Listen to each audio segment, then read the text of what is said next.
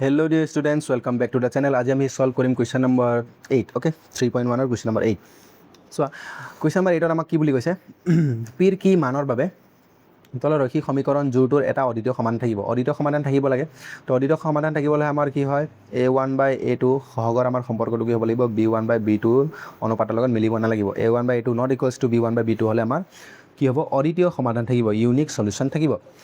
তো ইয়াত যদি মই A1/A2 বনাই চাওঁ, তো A1/A2, তো ইয়াত আমাৰ A1 এইটো A1 B1 C1 A2 B2 C2, তো A1 হৈ গ'ল 4 A2 হৈ গ'ল 2, তো 2 কাটিলে 2 2 4, কিটো আছে 2/1, অ'কে।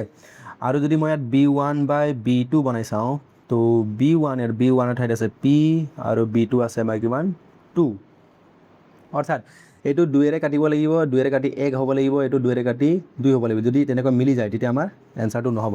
তো P ঠাইত যদি মই 4 বহাই দিওঁ, চোৱা, যদি মই P ঠাইত 4 বহাই দিওঁ, 4 বহালে কি হ'ব? 2 4 দুবাৰ, তো কিমান হৈ যাব? এইটো 2/1 হ'ব। তো এইটো মিলি আছে, তেতিয়া আমাৰ অদ্বিতীয় সমাধান থাকিব, মিলিব নালাগে। তো আমাৰ 1 নম্বৰ এনসাৰটো নহ'ব, অ'কে।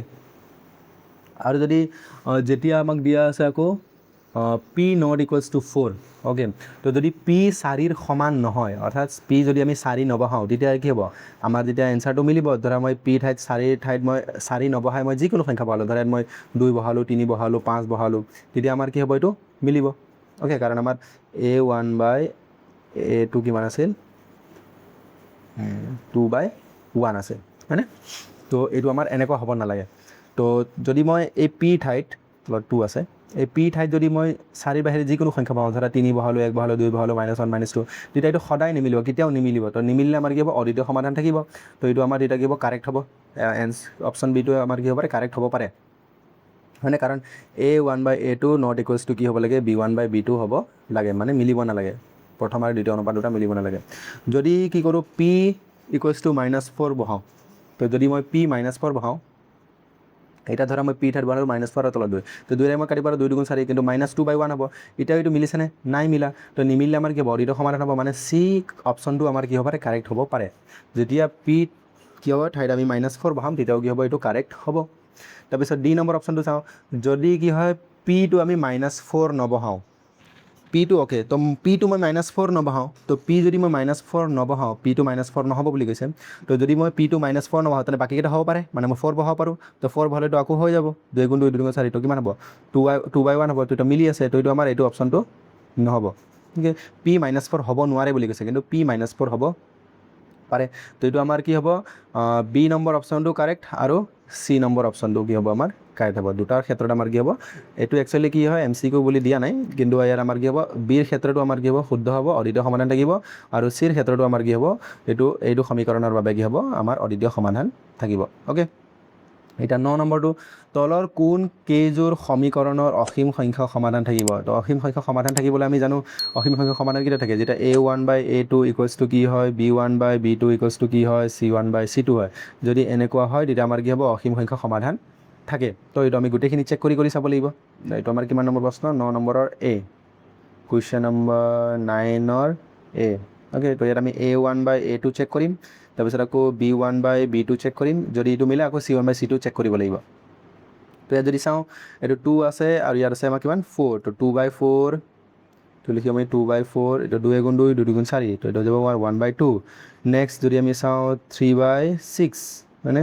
তো এইটো হৈ যাব আমাৰ 3 আৰু 6, 3 × 3 3 2 6, তো এইটো 1/2 মিলিছে। তো এইটো আৰু এইটো মিলি আছে, মিলিলে আমি থাৰ্ডটো চেক কৰিব লাগিব, C1/C2। তো C1 হৈ গ'ল আমাৰ 6, আৰু এইফালে আছে এতিয়া চোৱা, ইয়াত আমি কি ধ্যান ৰাখিব লাগে? এইটো সোঁফালে আছে, আৰু এইটো আমাৰ বাওঁফালে আছে। হয়তো দুটাও সোঁফালে থাকিব লাগিব, হয়তো দুটাও বাওঁফালে থাকিব লাগিব, সেইটো ইম্পৰ্টেণ্ট, অ'কে। তো 6টো মই এইফালে বাওঁফালে লৈ আহিম, 6টো বাওঁফালে লৈ আহিলে -6 হ'ব, আৰু এইটো বাওঁফালে আছে -12, তো -6 আৰু -12, -6 -12, 6 এটা 6 × 6, 6 2 × 12, তো 1/2, তো মাইনাছ মাইনাছ প্লাছ হৈ যাব। তো গোটেইখিনি মিলিছে, যিহেতু কি হয়? A1/A2 সমান হৈছে কাৰ লগত? B1/B2 লগত সমান হৈছে, আৰু C1/C2, তিনিটা অনুপাতটো কি হয়? এটা আনটোৰ লগত সমান। সেইকাৰণে কি হ'ব? এটাকে কি হ'ব? সমীকৰণযোৰৰ অসীম সংখ্যক সমাধান থাকিব। তো এনেকৈ লিখিব লাগিব, অ'কে। ইয়াৰ পিছত আমি চাম 2 নম্বৰটো, বি নম্বৰটো। হ'ব, মই এটা পেজ লৈ লওঁ।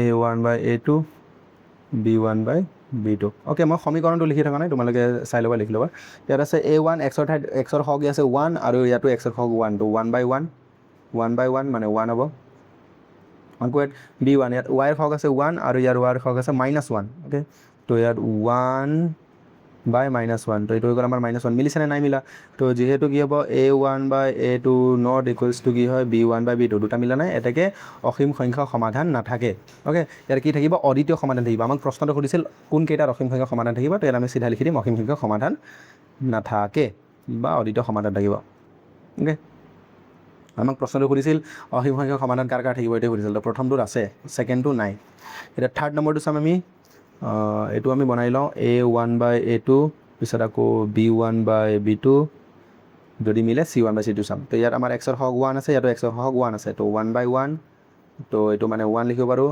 ইয়াত আছে আমাৰ y ৰ হক -1 ইয়াত আছে 1 তো -1 আৰু 1 তো ওপৰত হ'ব -1 আৰু তলত 1 তো এইটো হ'ব -1 হয়নে তো যিহেতু ইয়াতো আমাৰ কি হয় a1/a2 not equals to b1/b2 তো ইয়াত আমাৰ কি হ'ব অসীম সংখ্যক সমাধান নাথাকিব এইটো আমাৰ কি থাকিব অদ্বিতীয় সমাধান থাকিব তো এইটো আমাৰ নহয় ডি নম্বৰটো তো এইটো চি আছিল দেই চি এতিয়া আমি ডিটো কৰিম তো a1/a2 থাকিব আমাৰ b1/b2 তো a1 আছে xৰ লগত হক আছে 1 ইয়াত আছে 2 তো 1/2 এইটো 1/2 ইয়াৰ পিছত y ৰ হক 1 আছে ইয়াৰ y ৰ হক -1 তো 1 আৰু -1 তো এইটো আমাৰ হৈ যাব -1 হ'ব তো এইটো নাই মিলা হয়নে দুটাৰ লগত নাই মিলা তো যিহেতু a1/a2 not equals to b1/b2 এতেকে অসীম সংখ্যক সমাধান নাথাকিব অ'কে কাৰ থাকিব অকল আমাৰ 1 নম্বৰটোহে থাকিব অ'কে তো 8 নম্বৰৰ আমাৰ চি আৰু বি হ'ব পাৰে 9 নম্বৰ আমাৰ কি হ'ব পাৰে অনলি a2হে আমাৰ কি হ'ব কাৰেক্ট হ'ব অ'কে তো এইটো তোমালোকৰ MCQ আহিব পাৰে ইয়াৰ পিছত শেষৰ প্ৰশ্ন একেবাৰে অ'কে একেবাৰে লাষ্ট প্ৰশ্নটো এইটো আমি সমাধান কৰি লওঁ 10 নম্বৰ প্ৰশ্ন আমাক কি বুলি কৈছে এই প্ৰতিটো উক্তি এ সংক্ৰান্ত এটা বাক্যৰ পিছত যুক্তি এইটো দিয়া আছে উক্তি যুক্তিৰ বাক্য হয় তেনে আমি শুদ্ধ উত্তৰটো বাছি উলিয়াব লাগে উক্তি এ নম্বৰ কি হৈছে সমীকৰণ 2x - 3y = 0ৰ অসীম সংখ্যক সমাধান আছে হয় যিকোনো আমাক কি দিয়া থাকে যদি আমাক ৰৈখিক সমীকৰণ দিয়া থাকে দুটা চলন্ত ৰৈখিক সমীকৰণ দিয়া থাকে এইটো তোমালোকে ক্লাছ 9ত পাইছিলা অসীম সংখ্যক সমাধান আছে অ'কে তো এইটো আমাৰ 1 নম্বৰটো কাৰেক্ট এতিয়া যদি মই যুক্তিটো চাওঁ দুটা চলকৰ এটা ৰৈখিক সমীকৰণে স্থানাংক সমতলত এডাল সৰল ৰেখা বুজায় অ'কে যদি ইয়াৰ আমি কি কৰোঁ ইয়াৰ যদি আমি লেখ আঁকো অ'কে ইয়াৰ লেখ আঁকিলে সদায় এটা কি হ'ব আমাৰ সৰল ৰেখা বুজাব অ'কে তো এই কথাটোৱে এইটো দুটা ৰিলেটেড কথাই লিখা আছে অ'কে তো আমাৰ হ'ব উক্তি এ আৰু যুক্তি আৰ উভয়ে সত্য আৰু আৰটো হ'ব এৰ শুদ্ধ ব্যাখ্যা আৰু কি হয় আৰটো এৰ শুদ্ধ ব্যাখ্যা হ'ব তো এইটো একে ধৰণৰ কথাই লিখা আছে